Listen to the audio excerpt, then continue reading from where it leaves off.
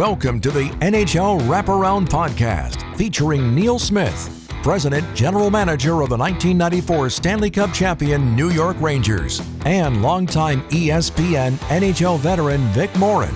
Together, they share no-nonsense opinions on news and issues around the National Hockey League. Whether you're a casual or diehard fan, each episode of NHL Wraparound will leave you more informed. Now, here's your hosts, Neil and Vic. Welcome to NHL Wraparound. This is the Celebrity Edition, and this will be the third installment in this part of our franchise. Previously, we've had Major League Baseball manager Bobby Valentine and Hall of Famer entrepreneur Chris Chelios joining us. And for this edition, Neil, I'm going to let you welcome in our special guest. We have a very special guest, actually procured by my wife, of all people, because she got to meet Stephen and through Jonathan Jenkins, one of her very close friends. But Stephen Gostkowski needs no introduction, really. If you know anything about football, he played 15 NFL seasons and was with New England for 14 of those. That included 6 trips to the Super Bowl, of which he has 3 rings for those 6 trips. Stephen, thanks for doing this. It's a pleasure to have you on. You're our first and only football player so far, and we get a winner right off the bat. Well, I might be one of the few that can actually skate, so maybe that's a good thing. That is, your accolades go so far in football. I guess my most interesting thing that I'm interested in, Stephen, about you is you were a kicker, obviously, very renowned. And we don't have a position like that really in hockey that you could equate it to. You might say the goaltender, but the goaltender's on the ice the whole game. I mean, he's the only player that never leaves. And the kicker only comes in, for a few minutes during the entire game.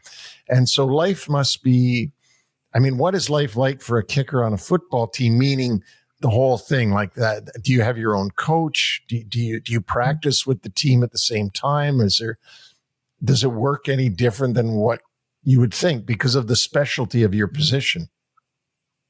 Yeah, so from my experience, I played a ton of different sports growing up, and if there was something that you could do with the ball, I wanted to try to do it, and I wanted to try to beat anybody else who tried to do it.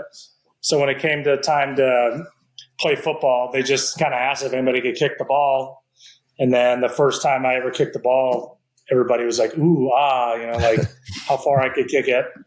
And it kind of it fell into my lap. It wasn't something I was going out to do. And then I ended up playing baseball in college as well as football. And then I could have also played soccer. So like baseball and soccer were my number 1. Number 2, football was number 3. And I was just so naturally talented at kicking the football, and not too many people could do it, that I just kind of stuck with it just because it gave me an opportunity to maybe get a free education. And the part of like it being different than any other position, it really is. I played goalie in soccer for a little bit, and, pitching, it's kind of the same. You kind of like take little bits from each sport, but each level that I progressed in football, the more respect I got at my position. It's a very unique position, and it's one that you really have to teach yourself how to enjoy and how to become consistent at it, because like you said, you're sitting around waiting for your number to be called, and you don't know when that's going to happen, and you don't know what the scenario is, and you don't know if it's going to be a hard kick or an easy kick or whatnot. And it's something that you have to do through learning. So mentally, it was being able to deal with failure. I feel like helped playing all these other sports, but nothing could compare you to the kind of position that you're in kicking wise, because you just have no control. You have no control over literally any scenario that you'll be in. So, starting out in high school, I'd practice all by myself with the other guys. And then you get together with the team for, 5 minutes at the end of the practice and practice special teams. College is a little more integrated. I, would work out with the team. I would run with the team. And then, you kind of, in every college, they have 2 to 3 or 4 fields. So offense on one field, defense on the other, specialist on the third field. They would all come together on one field for when they did team stuff. So like half the practice, you're kind of on your own. Half the practice, they're working you into whatever the special team is that day, whether it's kicking off, kick return. And usually you kick field goals either at the beginning or the end of every practice. And then when you got to the NFL, it was even more involved. I mean, I did every workout that everybody on that team had to go through in the off season. There was no like specialized kicking workout. And that was one way to prove, that you're a decent athlete and that you belong to be there. And anytime you get to a level where someone is one of the best in the world at what they do, they're pretty good athletes. They were, a lot of the specialists were rugby players, all-state golfers, all-state other sports. So each level you garner a little bit more respect. And I'd say if a football practice is 2.5 hours long, I'm probably realistically practicing half of the time, and then the other half, just exercising or staying loose or whatnot. And I think one of the biggest things that can really make a specialist feel different is, that there's a point of diminishing returns. Like I could go out there and kick 7,000 kicks a day. There's a point to where it's going to do me more harm than good if I keep practicing, because the accuracy is involved. And I'm sure it's like that with golfers, or I know it's like that for baseball pitchers. They have a pitch count, and if when guys get around that 100 pitch mark, they start to get wild, and it's kind of the same thing with kicking. So, each level it was a little bit different and a lot more involved. And I always was a very hard worker and tried to push it to the limit of how much I could actually kick before I started seeing those diminishing returns. So at the NFL level, bonding is the thing I always think about it with team sports, NHL, American League, college, everything. When you're playing on a team, there's a lot of bonding that goes on. And with a kicker, like on the road, what would there be any? Would it be the defense that you'd more defensive players that you'd hang around with more, or offensive players, or quarterbacks, or what? Like, who would you sort of bond with the different teams? And I guess is what my question is. Yeah, I think the beauty of the position is you're kind of like an independent contractor. You're a little bit of like a free agent, so to speak. And I had friends on offense, defense, all obviously my special teams guys. You just find common interests like golf or, whatever else anybody else is into. I was in a bowling league with Teddy Bruschi, who ran his head into people on a minutely basis. A bunch of golf buddies. It really just depends. And, the division amongst teammates to me only happens when you stink. When you're good, everyone's a good teammate and everyone is supportive of each other. And if the guy next to me sees me working my butt off to get my job done and vice versa, there's a commonality of respect at that level, because in the NFL, you only get 16, now 17 games. So every game, every point, every play can have an impact on the end of the season. And I'll say this, I've had plenty of teammates come up to me saying, I wish I had your job throughout the week, but I would never want to have your job on Sunday. Because you just never know what kind of situation you're going to be in. And, while we might not be the biggest, toughest guys in NFL standards, you do have to have a level of mental toughness to survive in that locker room and in that league, because no matter how good you are, you're going to have your moment where you look like an idiot and, you either cost the team a game or, miss an easy kick. It's inevitable. Just like the greats in any other sport have had their off days. Ours is just for everybody in the whole world to see. And then there's just a certain amount of people. It's being a kicker is kind of like being a politician. No matter what you do, half the people are going to hate you and disrespect you. You just know that going in. So you just kind of say F them and you worry about something else. So, but the great thing about being with New England was, is they had, of all the levels I played at, they respected everybody's position, from the practice squad players to the trainers to the doctors. There was no, well, this guy does the most work, so we're going to give him the most respect. I mean, we had the greatest football player in the history of planet Earth, and they didn't walk out the red carpet for him. They didn't make him feel like he was better than anybody else. If he messed up, even though he hardly ever did, he would get yelled at just the same as the 53rd man on the roster. And that environment and that culture, I feel like, made it easy for someone in a position that can be looked at as an outcast to succeed, because they didn't treat you that way. They held you to the same standard as any other football player on the team. So I personally was very lucky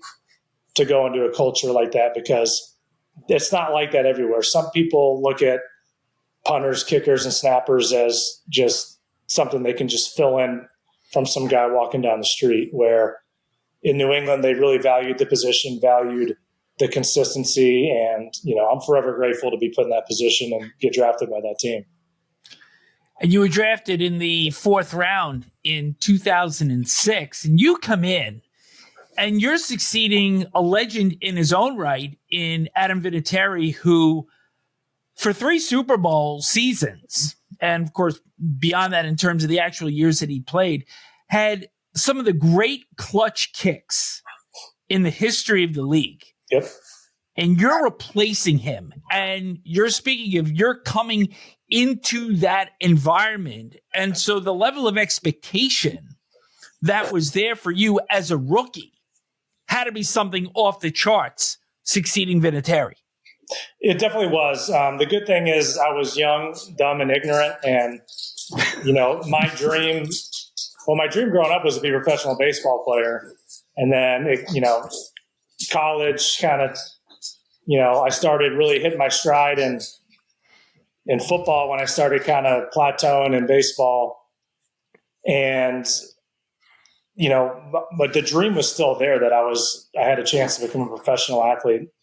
And one thing that I was always just naturally, this is just kind of my personality, I was never really worried about other people's opinions or what someone else did. I was always internally focused on what I could do and what I could bring to the table. And yes, it was annoying having to answer 10,000 questions from the minute I walked in that door to the minute I left.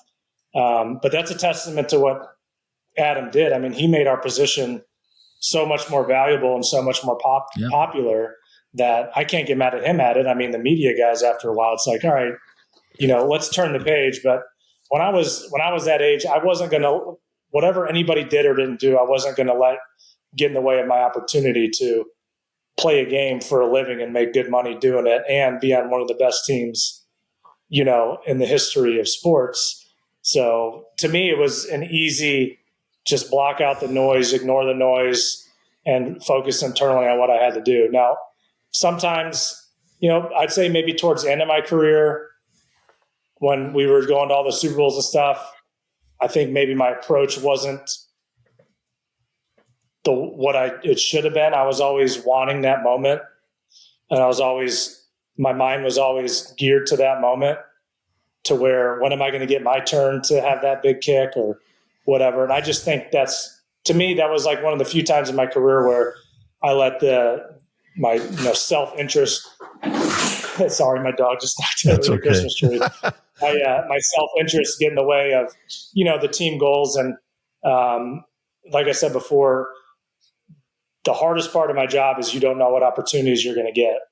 And there are games where, I couldn't miss. I was a sniper and you get no opportunities. And then there are other times where, you feel like crap. You wake up in the wrong side of the bed. You got the flu or something like that, and you still have to go out there and get the job done. So, I mean, it was. I feel like the pressure of having to come in after Adam was something that really didn't bother me until maybe towards the end of my career. And probably the expectations of a legendary head coach. He's having a little bit of struggles down in North Carolina this year in his first year of college coaching after a very celebrated career in the NFL. What was your relationship with Bill Belichick. And for a kicker, is he the guy that only paid attention to you when you missed because it was costing the team points, or was he as invested in you as a person and as an athlete as he would have been for the other members of the team, the other 52 players? Well, I'd say the best thing that Coach Belichick ever did for me was he held me to a very high standard, just like he would any other person. And I think the worst thing that you can do is have someone have pity over you when you screw up. I mean, while my position might be different, I've never was and never want to be treated like a charity case. Like if I go out there and mess up, I don't want people to feel sorry for me. Like that makes me feel terrible. Like I feel bad enough when I screw up. Nobody's harder on themselves than me. I don't want people to feel sorry for me. I knew what I got into. I knew that you could either be the hero or the zero. And Coach Belichick treated me just like any other athlete. He showed me a ton of respect, and he held me to a very, very high standard. Now, to me, Coach Belichick was involved in every aspect of the game. He was always in there, whatever drill was going on, coaching, whether it be the gunner on the punt team or me or even the holder. Like he was invested in every aspect of any part of the game that could possibly happen under his watch. And it's not like he would come down and sit down and watch film with me and give me kicking tips, but he would stand right next to me when I was kicking, and he would be like, "Why are you nervous?" He's like, "I'm going to be on the sidelines during the game. Like, if you can't kick in front of me right here, I don't think I can trust you on Sunday." So, he would do things to try to like throw you off and test you mentally. And I would say he was very invested for a head coach in special teams. Like he definitely treated it as like 1/3 of the game. Stephen, I know you spent some time in Buffalo and then, of course, so long in the New England area and became a bit of a Bruins fan. And Coach Belichick, to the outside world, has this very gruff exterior and, of course, winner, winner, winner. Is there anybody in hockey that you know of that you could compare Coach Belichick to that you think of? Man, not that I can think of. I haven't met too many coaches. I have met a ton of players. Yeah. I think Coach Belichick is one of one. I mean, he for the time that I was there, and I have no idea what he's like now, but by the time I was there, I've never been around him and Brady in general. I've never been around two more focused, more let's always find a way to get better, like people in my life. Like they were just, their focus was unmatched. Their strive for greatness and the way he could keep people motivated was unlike anything that I've ever even come close to being around.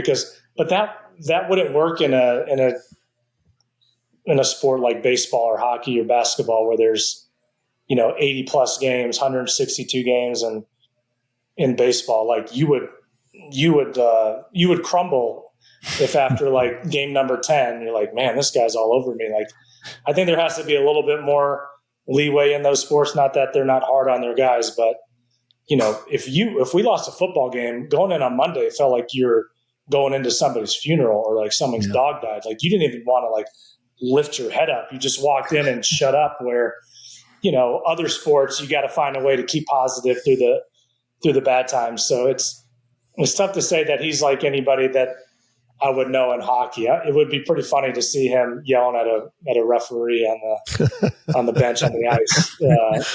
I'm sure he would give them a good earful. It seems like those hockey refs take a lot more talk than the NFL ones do. And Tom Brady, who obviously in my lifetime is in with those Michael Jordan, LeBron James, Wayne Gretzky level of just superstars. There's not even a word for them.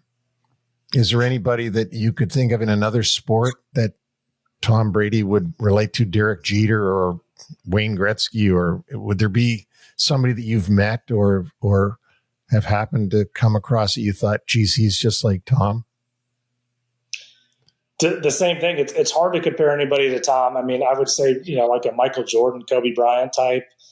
I've never been around Wayne Gretzky. I mean, he's obviously the greatest to ever do it. But Tom is so unique because I guess Wayne Gretzky's a little bit like that. I mean, I'm sure Wayne Gretzky couldn't lift a lot of weight. Right. And he wasn't like physically intimidating. Now, Tom's a big guy, but Tom was one of the slowest guys on our team.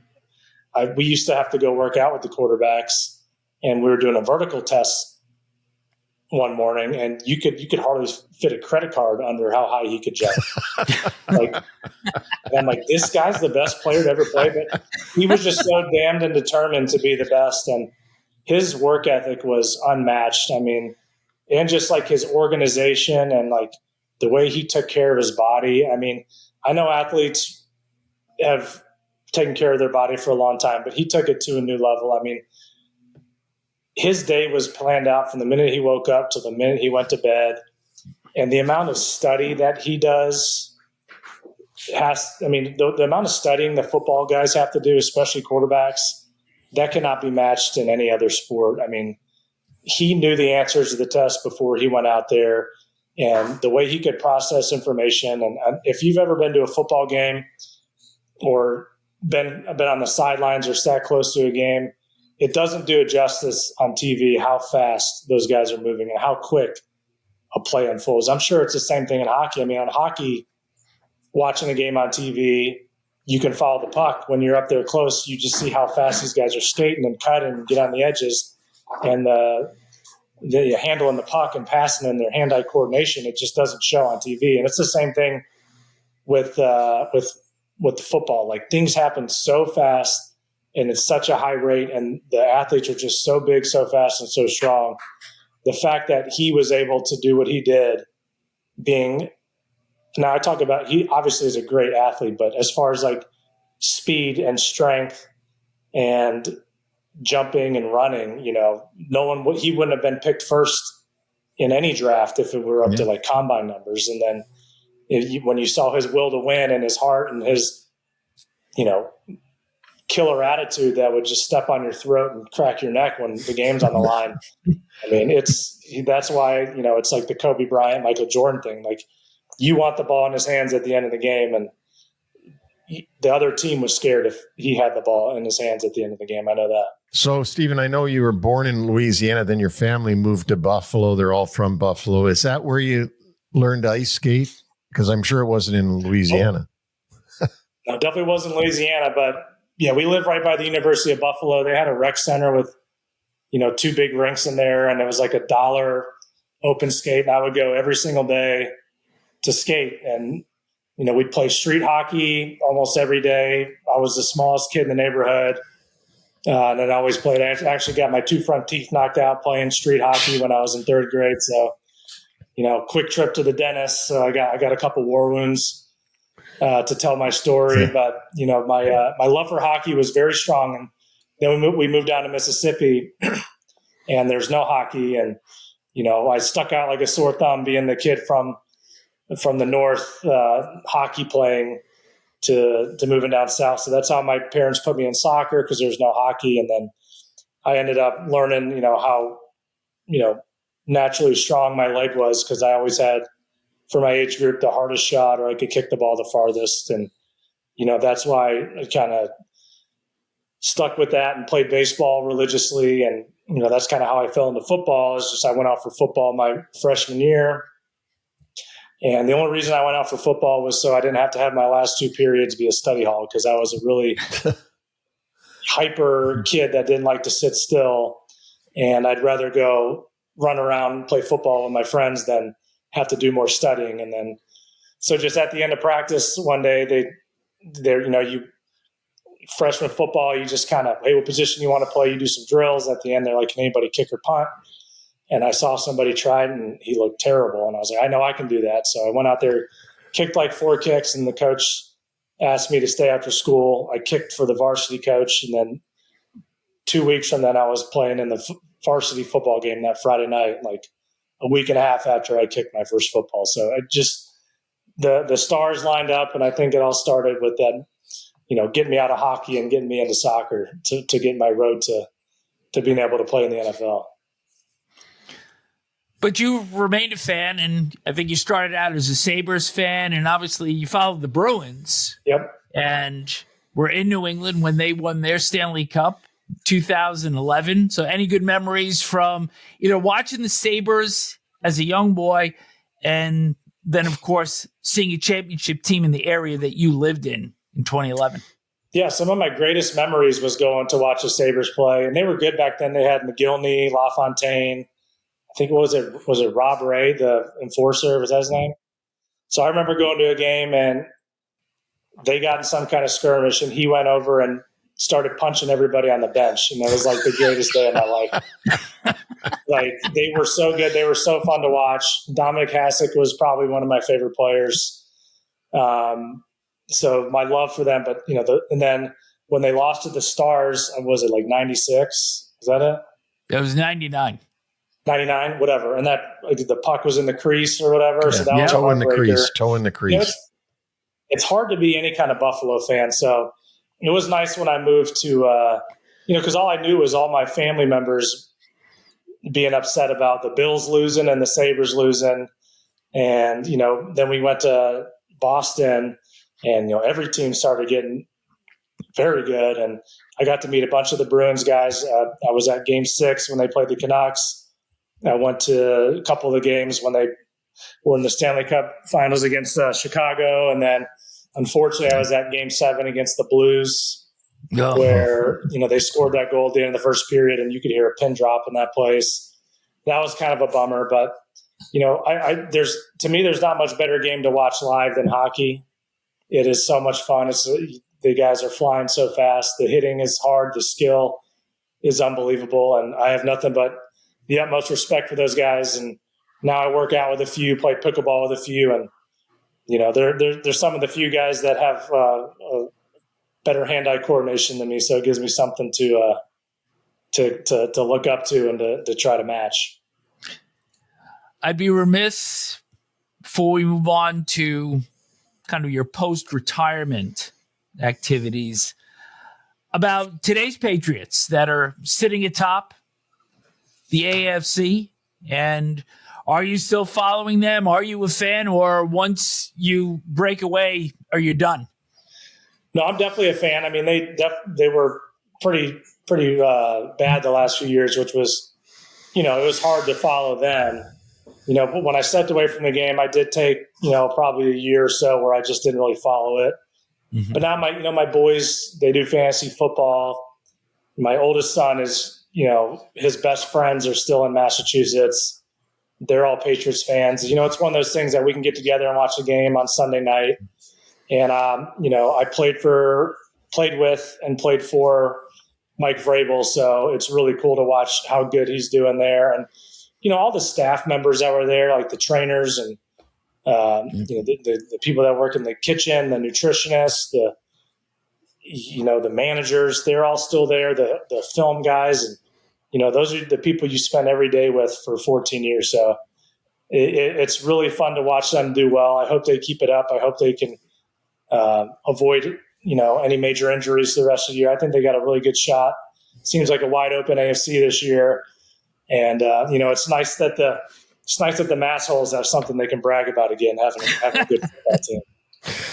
Stephen, I want to come to the current topic stuff that we have a mutual interest in, you and I, because we've had some conversations about it. And that is the difficulty of people that have been in professional sports for a long time to transition back to quote unquote normal society or being in normal life. And I do know that after you retired, you went and got your MBA, which I'm sure a lot of people would be shocked at, when you certainly had enough money and enough stuff in your life that you didn't need to do that. But that, again, I guess reflects your work ethic. But I'm particularly interested in this topic because you talked about Tom Brady and the intensity of his mindset 24/7 during his career. And that robotic type of mentality, which you have to be able to be ultimately very successful, is a very hard thing to discard just because your career stopped. And I think your brain wants to go back to that robotic type of thinking, but that doesn't do you any good in normal society. So What are your thoughts on that? I know you're trying to help other athletes with this. Definitely. I mean, when you're done, you're done. The saving grace for me when my career was over is I started having a lot of hip and knee problems, and physically I just couldn't do it anymore or come close to doing it at the level that I would be even close to satisfied with. So like, it's not like I left because I couldn't, like, I just physically wasn't able to do it at a professional level anymore. So mentally that helped me move on. I mean, it still stunk and I still missed it. So, but mentally that helped me move on. And the NBA really helped me kind of buy some time and have a goal and have something I could focus on that took my mind off of, my career being over. But it is tough. I mean, your goal is so the circle of focus is so small when you're playing that when you're done, the circle's as big as the entire room. Like, you don't know which direction to go in, and you're always used to having somebody tell you when to eat, where to go, when to go to sleep. You got someone checking curfew. You got people telling you, checking your weight every week to make sure you're not getting overweight. You got strength coaches there to making sure you're not, missing out on a workout. And then when it's all on your own, and the people who have been fortunate enough to be in professional sports or play, you get treated at a different level. I never had to wait for a doctor's appointment in my life, let alone set one up for myself. So then I, moved down here to Nashville. I'm not a player anymore. And I try to get in there like, yeah, that'll be like a 3-month wait. I'm like, 3-month wait, just little things like that takes a while to get used to. Yeah. I think as an athlete, you miss the competition, you miss the goal to strive to be the best at something. And I think that's the hardest thing to find when you go into a world where, you're in your 40s and the only real world experience you have is, maybe some business deals you've done on the side or whatnot. It's not like you can fill your resume up with all this experience. Like, well, I worked with this company for 10 years. Well, no, I was an athlete for 15 years. So then you try to go towards the athletic realm, whether it's, the broadcasting or sports radio or media or whatnot. And, for some guys that's great. For some guys it doesn't completely fill the cup. And I think during my MBA, they had like an executive coaching class, and that's what kind of got me geared towards, the life coach type, help other people thing, because I learned so much in that class that it really piqued my interest. And, I'm at the stage in my life where if I can help other people get over a tough time, I don't want to make it seem like it's like the worst thing in the world, but, a part of you, when you can't compete anymore, the part of your soul is just like a little bit different. And if I can help guys garner through that and help myself along the way, I mean, that's a win-win situation, because to me, I'm doing very good mentally. I'm at peace, and I'm motivated to get myself going and show my 4 kids that, I can offer this world something other than kicking the football. But it is still hard. And there are days you're like, man, why am I doing this? Or what am I going to do tomorrow? And you feel like you're missing out on so many things that I think it's important for this, especially the high achieving, the high performing people to find something that fills that cup so they can, when you just put your head down at night, you feel like you accomplished something. I think that's important for a lot of people. And there's 2 other areas that people that retire from professional sports in any capacity, it's not just players. I just want to emphasize that. Players, of course, get it more, but it's the locker room, the absence of the locker room. And then also, Stephen, if you could speak about the other strain that gets put on you when you retire is the relationship that you have with your family, because being an absentee most of the time is a lot different than being full-time 24/7 at home. And often that can put a strain on everything because everything has changed then. 100%. I mean, my kids were a lot nicer to me when I was gone more than when I'm home riding their tails every day. So it is tough. But it's something that you have to remind yourself how grateful you are to be able to do. Because, while I don't know anything about parenting, because everything that happens is new and you just learn along the way and try to do what's best for your kids. A lot of people have told me just being there is one of the most important things that you can do. And right now, my main priority is my family. I mean, I do some stuff on the side, but I'm at every game. I take them to school. I'm at every practice, and while that doesn't really fill my competitive cup, I'm helping them reach the level of life that they can be their best, whether that's in sports or school or with friends, and just kind of at that like sacrificial part of your life where like you're serving others more than you're working and doing stuff for yourself. So it is a hard transition, but I feel like if you sit back and look at the macro and not the micro, like it's a long-term investment that I'm confident will pay off one day, even though there are days where I'm like driving myself crazy just being a soccer dad, driving them from practice to practice. It makes me want to pull my hair out, whatever I have left up here.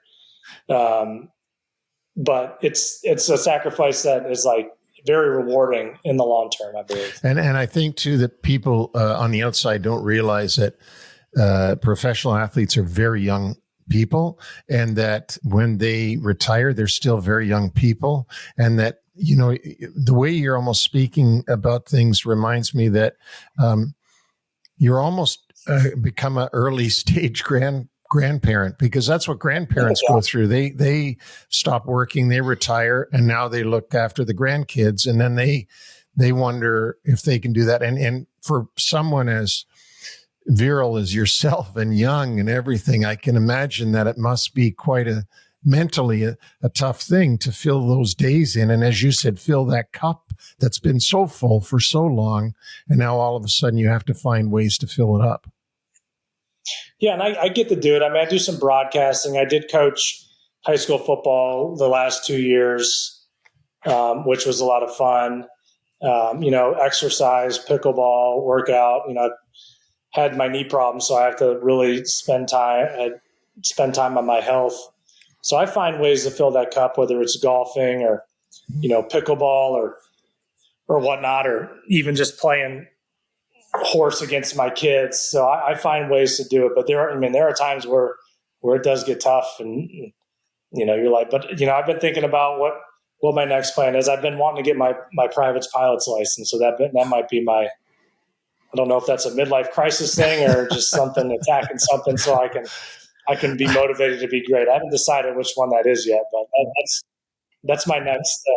I have to introduce you to Alex Kovalev, who is a player that played for me in the 90s, a great player, great skill player. And I ended up trading him to Pittsburgh at one point, and I was so worried about his reaction because I drafted him and he played in New York his whole life, and I couldn't get a hold of him.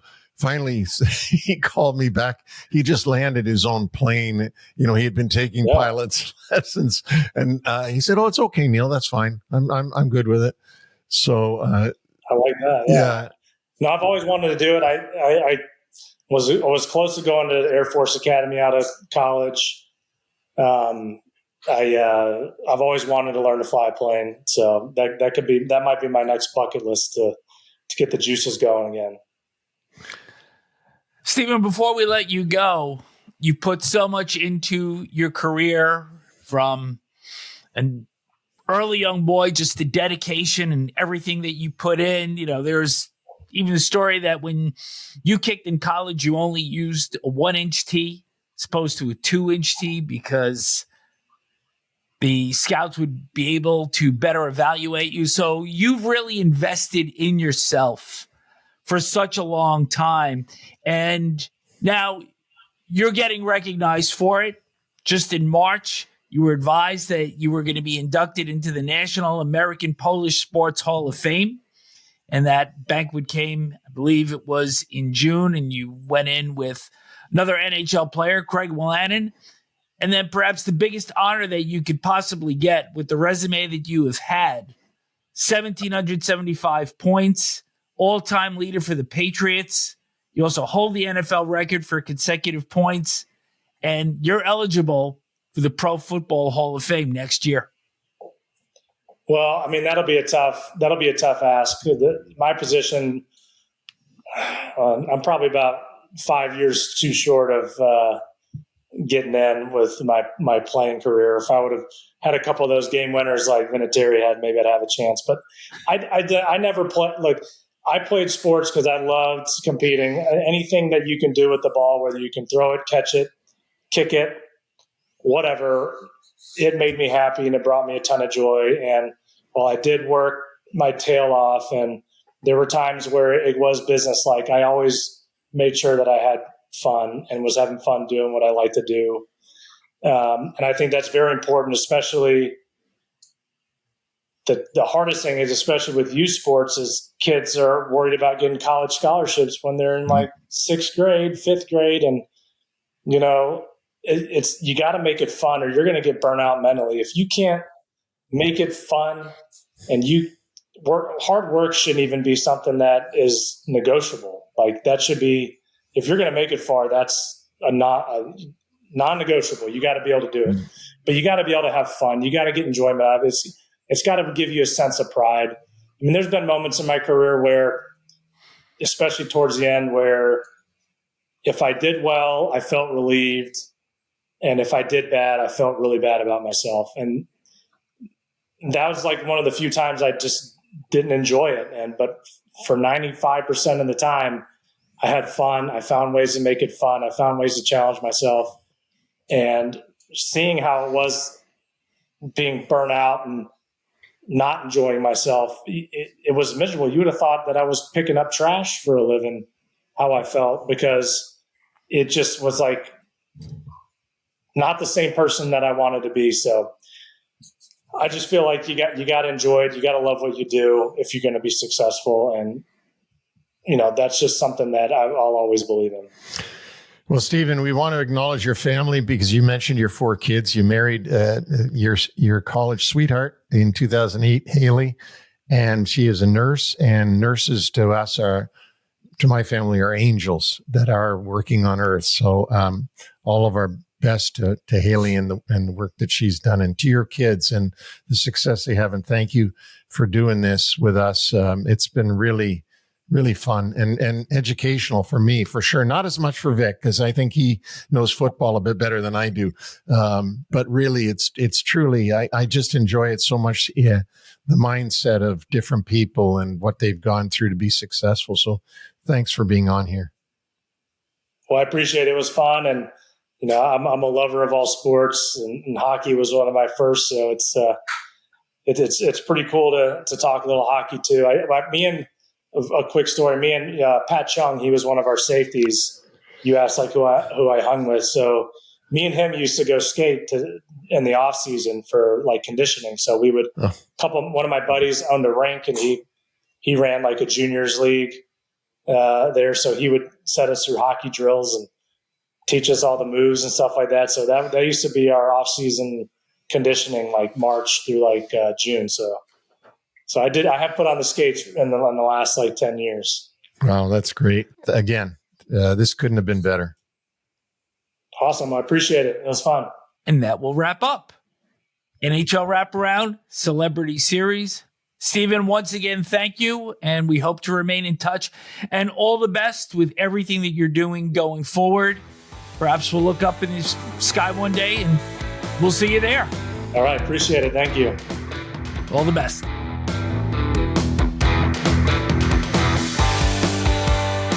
Thanks for joining us on the NHL Wraparound Podcast. Don't forget to subscribe to stay up to date on all the NHL action.